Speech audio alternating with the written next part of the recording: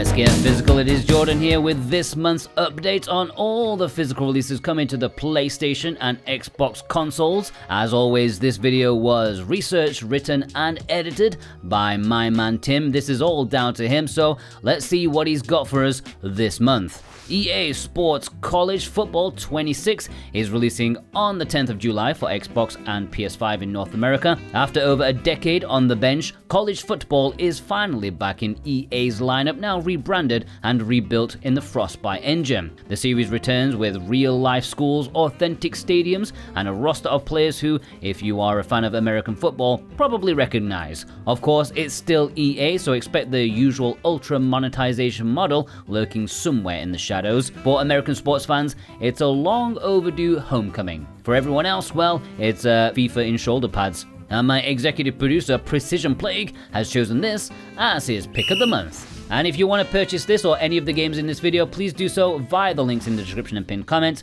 That is the best way to support me in this series, and I do thank you greatly from the bottom of my heart. If you buy from VGP, you get free worldwide shipping on orders over 75 Canadian bucks, which is only like 53 American dollars, not really that much. And you get put into a weekly draw to have a chance of winning a $10 discount coupon. So if you're going to buy from VGP, buy via my link because you may win something as well. Tony Hawk's Pro Skater 3 and 4 is releasing on the 11th of July for Xbox, PS4, PS5 and Switch 2 in both North America and Europe. However, a download will be required. Another welcome return and nostalgia trip for fans as the Birdman resurfaces, this time reviving Pro Skater 3 and 4 in the same remastered style that made 1 and 2, the reboot, such a hit. Expect refined mechanics, shiny visuals, and a soundtrack that's equal parts indulgent, cringe, and pure adolescence.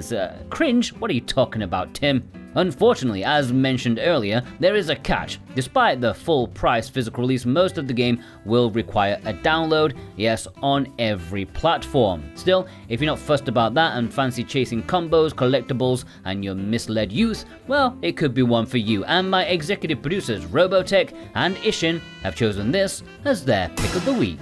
Legacy of Kain Soul Reaver 1 and 2 Remastered is releasing on the 11th of July for PS5 and Switch in both North America and Europe. The retail release is finally happening after the horrendous backlash to the LRG rollout, and even before that, years of wishful thinking and Reddit threads stitched together with pure copium. Soul Reaver 1 and 2 are being remastered and released physically at retail. These games, shaped by the narrative genius that is Amy Hennig before she became a household name with Uncharted, they were ambitious, atmospheric, and packed with lore-heavy storytelling that still holds up today. This is not just a nostalgia cash-in either, these were genuinely ambitious games, convoluted absolutely, but dripping with atmosphere and still brilliant in all the right places. The visuals have been polished, the controls tightened, and yes, the voice acting remains gloriously overwrought. Whether you're here to relive Raziel's wing-shredded angst, or just curious what all the early 2000s fuss was about, this double pack offers a welcome return to that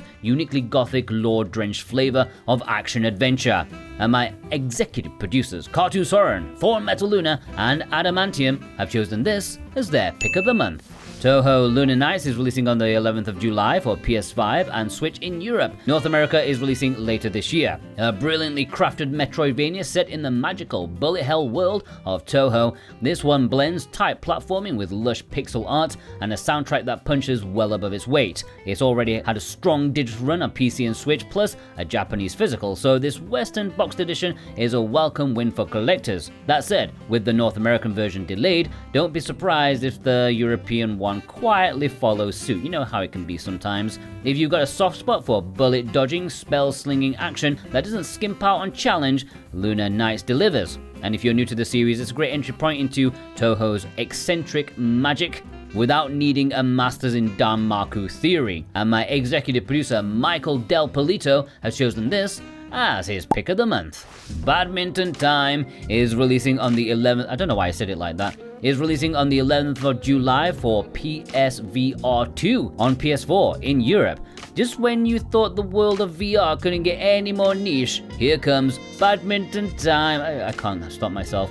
a motion-controlled shuttle-smacking sim that might be the closest thing we'll get to a Wii Sports in a headset. It's light on spectacle but promises decent physics, online play, and the chance to flail wildly in your lounge. I hope you don't have a chandelier. It's not exactly a system seller, but if you got a PSVR 2, gathering dust, and a soft spot for racket sports, this might be the cardio excuse that you need. Cattle Country is releasing on the 11th of July for PS5 and Switch in Europe, and in North America on the 30th. Cattle Country shifts the familiar live sim formula to the frontier, offering a more rustic take on farming and community building. The game emphasizes animal husbandry, resource management, and local relationships with a slower, more methodical pace than some of its peers.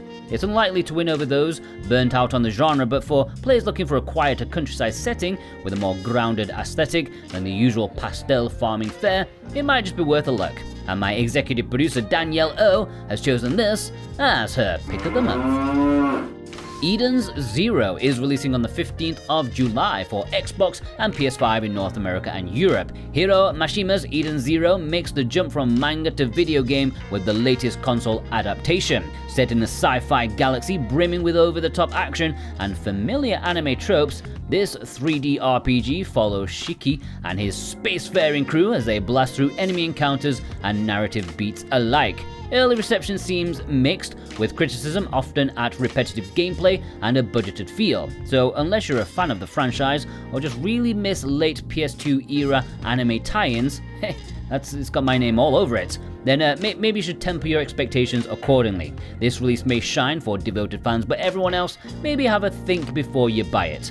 But my executive producers, D's Nuts, Ghost Bune, and Jeddah Crow have chosen this as their pick of the month. Hunter Cross Hunter, Nen Cross Impact.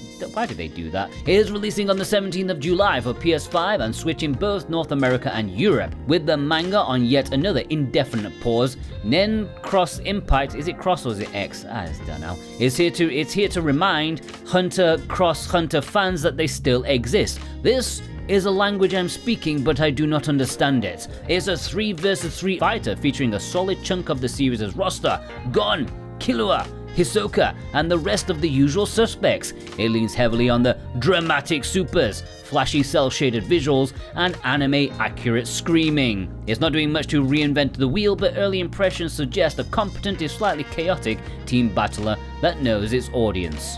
Adventure Bar Story is releasing on the 17th of July for PS5 and Switch in North America. Originally a cult hit on the 3DS and mobile, Adventure Bar Story blends turn-based RPG mechanics with a surprisingly addictive cooking and restaurant sim. You'll battle monsters by day, then turn their remains into 5-star meals by night, because who needs loot when you want soup? It's an oddball hybrid, light on drama but full of charm, and this physical release should please collectors of niche comfort food. An Atelier light, one may say, but with more stews and fewer plotlines about magical ancestry, something like that. RoboCop Rogue City Unfinished Business is releasing on the 17th of July for Xbox and PS5 in Europe. After surprising many by not being rubbish, Rogue City is back with DLC that promises more satirical ultra-violence, more corporate corruption, and presumably more doors kicked clean off their hinges. Unfinished Business picks up where the main story left off, tossing Robo back into Detroit's mess with new missions, weapons, and a villain who probably deserves to be shot through a wall. If you enjoyed the base game's mix of nostalgia and surprisingly solid FPS mechanics, this add-on is a no-brainer. The only brains will be the ones splattered on the wall. And my executive producer God of Resin has chosen this as his pick of the month.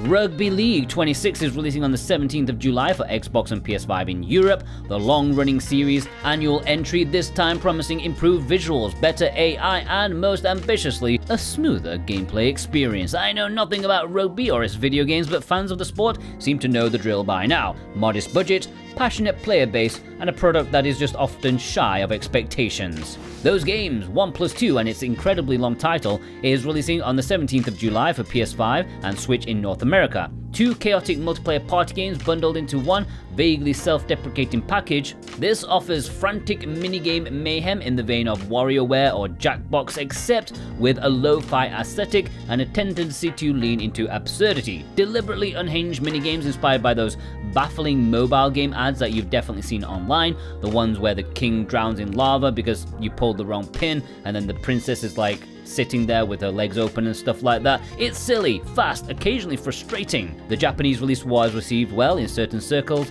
and this certainly should be a cult hit maybe somewhere on planet Earth, maybe in Shrewsbury. Shadow Labyrinth is releasing on the 18th of July for Xbox, PS5 and Switch worldwide. A Japanese Switch 2 release will be available, however it is a code in a box bullshit. Bandai Namco's latest experiment in legacy remixing, Shadow Labyrinth reimagines Pac-Man as a side-scrolling action game. The dots are gone, the ghosts are nastier, and instead of arcade chirps, you're met with a minimalistic visual, harsh lighting, and oppressive sound design as Pac-Man dragged through a Metroidvania filter. Players navigate shadow-soaked mazes, unlocking powers and upgrades across runs, with each death feeding into a progression system. It's a bold tonal shift from the cheerful pellet-munching Namco classic, but one that's earned early praise for its atmospheric style and slick mechanics. And my executive producers, Wixit and the Nemo 6, have chosen this as their pick of the month. Dragon Ball Z Kakarot Daima Edition is releasing on the 17th of July for PS5 and Switch in North America and Europe. This complete edition lands with the base game on disc, but don't get too excited because much of the DLC, including the brand new Daima expansion, comes as a download code rather than on the disc. On Switch, you get the base game plus the earlier and new Power Awakens DLC on the cartridge, but the latest Daima chapters are digital only. Meanwhile, PS5 players get the base game on disc, but will need to download all the DLC separately. At least that's what I believe from researching. It's a bit of a minefield to work out what's actually included. So yeah, it's a bit of a mixed bag. Physical collectors, beware. The gameplay and story remain a solid trip through the Dragon Ball universe with polished visuals and that familiar mashup of RPG and brawler, but the patchwork DLC approach might leave you hunting for codes more than you want. If you're a die-hard fan eager to experience the new Daima saga, this edition scratches that itch. Just be ready to download that saga. The Alters is releasing on the 18th of July for Xbox, PS5 in North America and Europe, a sci-fi survival sim where your crewmates are also you. In The Alters, you are stuck on a dying planet, and instead of recruiting help in the usual way, you 3D print alternative editions of yourself, each one shaped by a different life decision.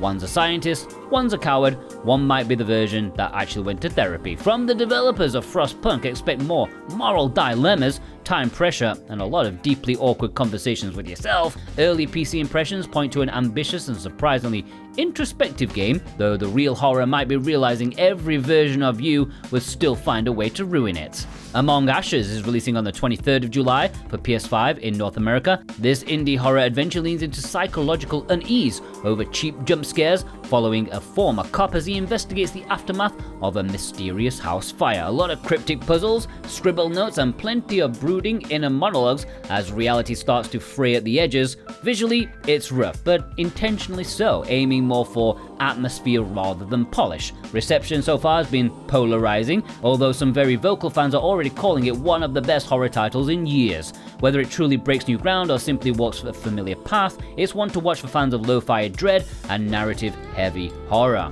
Killing Floor 3 is releasing on the 24th of July for Xbox and PS5 in both North America and Europe. Originally planned for earlier this year, Killing Floor 3 stumbled out of its beta with a thud. Longtime fans criticized it for trading the series' chaotic charm for a more genetic hero shooter-light direction. Complaints range from dull gunplay to soulless UIs, with many saying it feels more like a live service shooter than a proper KF sequel. Tripwire has acknowledged the backlash and delayed the game to refine the experience, though whether it means course correction or just polish remains to be seen.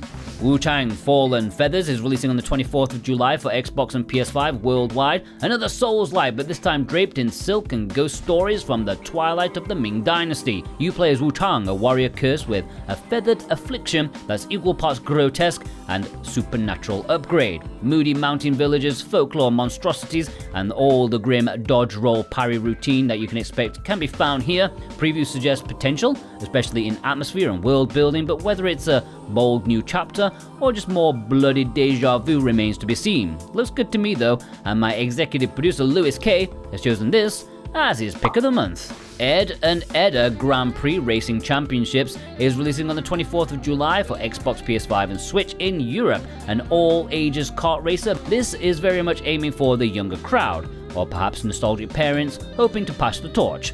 Expect bright tracks, exaggerated power-ups and chaotic cornering wrapped in a cheerful cartoon art style. Do not expect Mario Kart, it's just going to be a cheap one for the kids. Broken Sword Shadows of the Templars Reforged is releasing on the 25th of July for Xbox, PS5 and Switch in both North America and Europe. One of the all-time classics of the point-and-click genre returns again with Reforged, a fully reanimated version of the original 1996 adventure. New visuals, remastered music, full voice acting, and plenty of witty exchanges and quips. The art style is updated, it may divide some long-time fans, but the core remains untouched. Conspiracies, murder, ancient secrets, and the occasional goat-related puzzle. If you've never played it, now is your best chance to do so. And my executive producers, Brent McLean, Dane Wilkinson, and me, have chosen this as our pick of the month. Amber Alert is releasing on the 25th of July for PS5 in Europe, a body cam horror game with promise but not much payoff. You play as a cop searching for a kidnapped child in a cult-infested suburb, but the experience quickly devolves into a repetitive loop of key hunting and cheap jump scares. Critics and players have panned its short runtime, clunky design, and lack of suspense, more frustrating than frightening. While the VHS-style visuals and lo-fi atmosphere show glimmers of potential, most agree this one is a missed opportunity rather than a must-play. But my executive producers, Radio to Rancid and Instacritic, have chosen this as their pick of the month.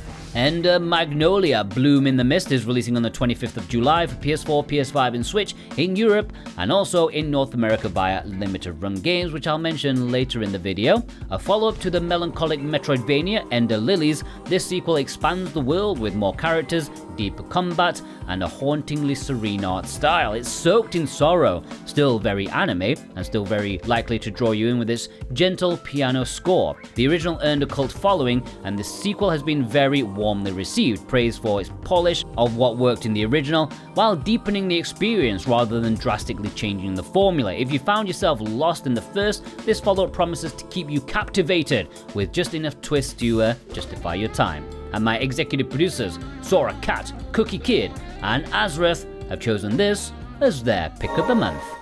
Fruitbus is releasing on the 25th of July for PS5 and Switch in North America, with a European release next month in August. Ever wanted to run a vegan food truck as a cozy open world adventure? No? No. Well, Fruitbus has you foraging for ingredients, befriending hungry villagers, and cooking up colourful, low-poly meals aboard your mobile kitchen. Part slice of life, part scavenger hunt, all wrapped in a pastel aesthetic that feels halfway between Overcooked and a Studio Ghibli side quest. Chill, quirky, and wholesome. I think there's definitely an audience that this will cater to very nicely. The Smile Alchemist is releasing on the 29th of July for PS5 in North America. A charming, if rather by-the-numbers entry in the alchemy sim genre, The Smile Alchemist has you brewing potions, gathering ingredients, and chatting with a cast of small-town eccentrics. Like a budget atelier with a focus on storybook visuals and a slow, wholesome pace. Already released on other platforms digitally, it's not exactly groundbreaking, but if your idea of a good time is collecting mushrooms, crafting tonics, helping villagers with vaguely magical problems, this just may raise a smile. Tales of the Shire, a Lord of the Rings game, is releasing on the 29th of July for PS5 and Switch in North America and Europe. Yes, it's a Lord of the Rings game, but not that kind. Tales of the Shire trades epic quests and Nazgul for gardening, fishing, and making friends over second breakfasts and third ones, you know. Set in a cozy corner of Middle-earth, it's a Hobbit life sim through and through, aimed squarely at fans of Animal Crossing and Stardew Valley, just with more pipeweed and a lower budget. Early buzz has been cautiously optimistic. Near constant delays have many worried about its quality, But still, if you've ever wanted to live a quiet life in Hobbiton without worrying about cursed jewelry, this might be your second age sanctuary. Is it in the second age? I don't know. And my executive producers, Feig, Jennifer M, and JCross7776 have chosen this as their pick of the month. MADO Monogatari, Fear and the Wondrous Academy is releasing on the 29th of July for PS4, PS5 and Switch in both North America and Europe. A revival of the charming first-person dungeon-crawling RPG that predates and inspired the Puyo Puyo series, MADO Monogatari returns with a modern glow-up and a new protagonist, Fear. While it's a reboot of a cult classic with classic grid-based exploration, turn-based battles and a heavy dose of magical academy antics, this one heavily leans into whimsical with colourful visuals, light humour, and a cast of cutesy spellcasters. A niche title for sure, but fans of retro dungeon crawlers or Sega's deeper catalogue may find plenty to enjoy. And my executive producer, Kava Clavacol, has chosen this as his pick of the month.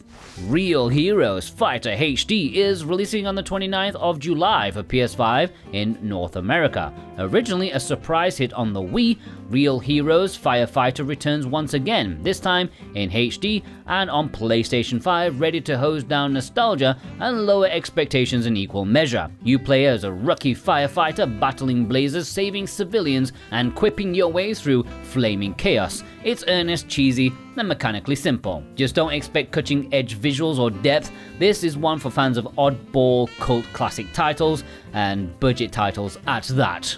The Cruel King and the Great Hero is releasing on the 31st of July for PS4 and Switch in Europe. Not a new release, but a reprint of this whimsical storybook RPG from Nipponichi. Originally launched in 2022, it's a charming, gently melancholic tale with a distinctive hand-drawn art style and turn-based combat that feels comfortably old school. It's not particularly rare or pricey yet, but if you've been waiting to add it to your shelf, now is a good chance to pick it up. Here are a list of games that have been released in other regions and are now releasing in a different region, or they got delayed from a previous episode. Have a look at them. Here they are. Keep looking. We're gonna move on in a couple of seconds. Okay. The limited print games. Limited run, yes. Sonic Racing CrossWorlds Collector's Edition. Pre-orders end on the 6th of July for Xbox, PS4, PS5 and Switch. Maybe by the time this video gets put together. Sega's Blue Blur returns on the track in this multiverse flavored revival of their kart racing series. Not just Sonic and his pals this time. Expect appearances from Hatsune Miku, Persona's Joker, Yakuza's Ichiban, and even Steve from Minecraft, and there's even some like Nickelodeon shite in here too. This will have a standard retail release, but limited run games are handling the overpriced collector's edition. The usual bundle of soundtrack, arc, just loads of stuff, okay? There's a lot of stuff in there, because it's really expensive. And my executive producer, Punkaduster, has chosen this as his pick of the month.